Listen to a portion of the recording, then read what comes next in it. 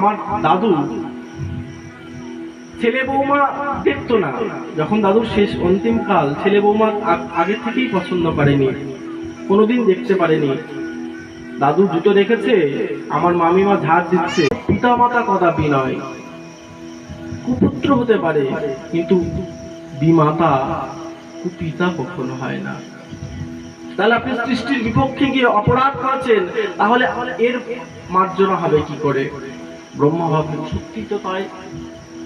পুত্র অপরাধ করেছে, তাকে আবার শিখিয়ে দেওয়া উচিত ছিল, তাকে তো অভিসম্পাত করে ভস্মীভূত করে দেওয়া আমার তো ঠিক হয়নি।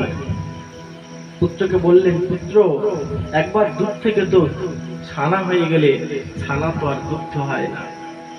দুধ থেকে ছানা হয়ে গেলে কি ছানা কি আর দুধ হয়? হয় না।